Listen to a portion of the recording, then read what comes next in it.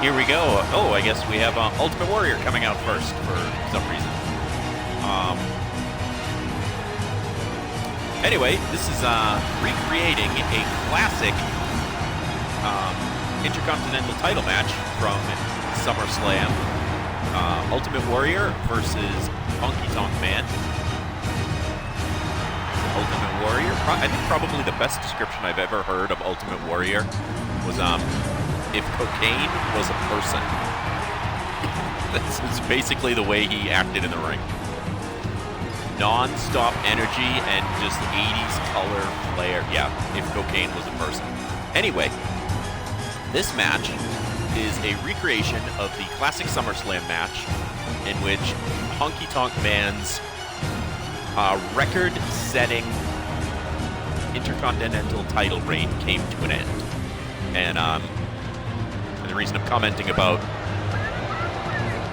Honky Tonk and Jimmy Hart, and the reason I'm commenting about Warrior coming in first, I guess the game's defaulting to have the champion come in second, which normally is the way that it would go. In reality, the way this match happened is Honky Tonk Man did not have an opponent for this SummerSlam match, and he came to the ring and basically said, hey, anybody in the locker room that wants to challenge him for the Intercontinental title, come on out and challenge him. And then the Ultimate Warrior came blasting out and squashed him in about 30 seconds. I mean, Honky Tonk Man lost his title before he even had a chance to get his coveralls off. It was, and of course that was because WWE, or F at the time, was, of course, pushing the hell out of the Ultimate Warrior.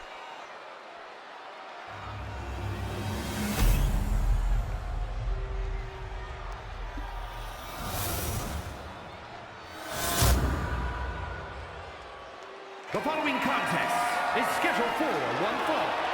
That is for the WWE Intercontinental Championship. Introducing the challenger from parts unknown, weighing in at 275 pounds, the Ultimate Warrior. And his opponent, from Memphis, Tennessee, weighing in at 247 pounds, the WWE Intercontinental Champion, the Honky Tonk Man.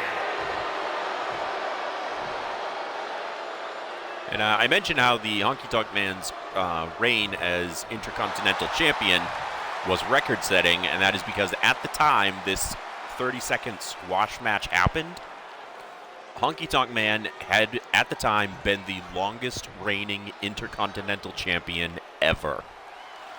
And that record would actually stand until just recently when Gunther broke it. So Honky Tonk had been the longest reigning Intercontinental Champion for literally decades. He held that spot until, again, just within the last year, Gunther broke that. Now, the squash match that happened, of course, was because they were pushing the hell out of Ultimate Warrior, and it eventually led to the, Warrior versus Hogan title for title main event at WrestleMania 6. However, while it was a great match for the Ultimate Warrior and his boost, it wasn't such a great match for Honky Tonk because he got absolutely squashed, and he never quite recaptured that main event status that he'd had as a long-running heel Intercontinental champ. And it's basically they were boosting Ultimate Warrior at the expense of Honky Tonk Man, and I think that they could have done a lot better and had the same outcome with a real, with more of a match, like less of a squash, that still showcased how great Ultimate Warrior was, or that they were, pushing him as, and still protected Honky Tonk a little bit. Anyway, so now that Honky Tonk has been added to the game with the new DLC that just came out today, I am recreating that match, and as you can see, it's already lasted a heck of a lot longer than the original one did. And Honky Tonk's actually getting some offense in. And he goes for the cover. Maybe he keeps his belt, although it's not going to end here. Jimmy Hart, of course, is also new in the today's DLC. And I also love the fact that you can actually hear him on the megaphone.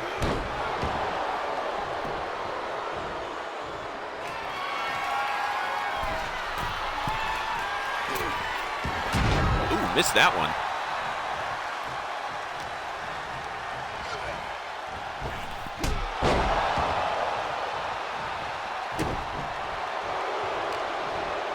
Yeah, but for someone who'd been a champion for more than a year to get absolutely steamrolled like that, it just was not a good look for him. And his career never quite recovered from it.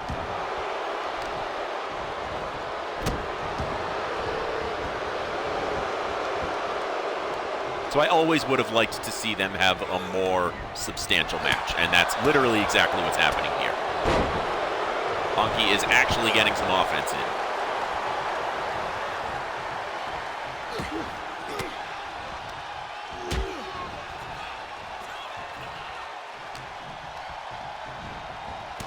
Of course, at the time, they were, basically trying to push the Ultimate Warrior as, indestructible and superhuman. Although he had feuds prior to it.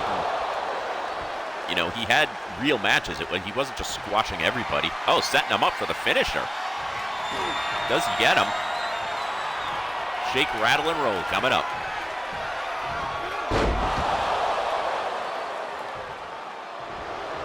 Although I will admit, he'd been let's see the count here. 1, 2, nope.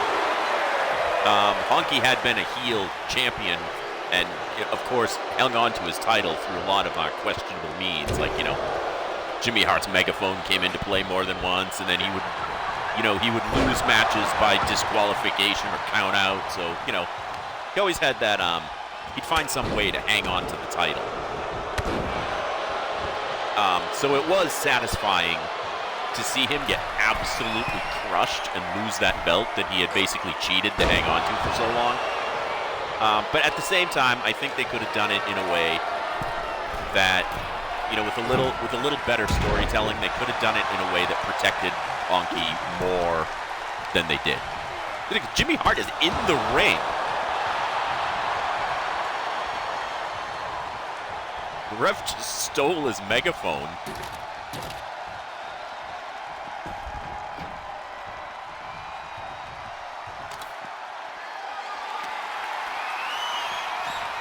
All right, nothing would be funnier than seeing Honky win this match by cheating.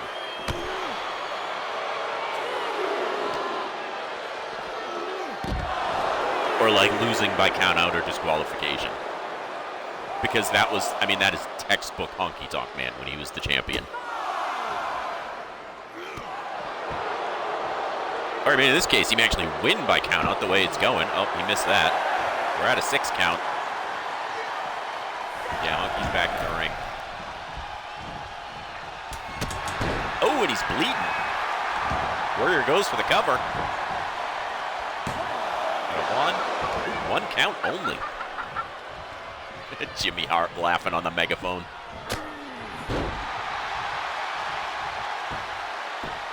Yeah, Jimmy Hart on that megaphone. I mean, he was definitely just one of the all-time greats as manager.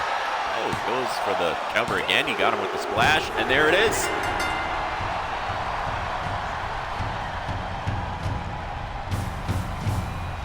Here's your winner, and new WWE Intercontinental Champion, the Ultimate Warrior.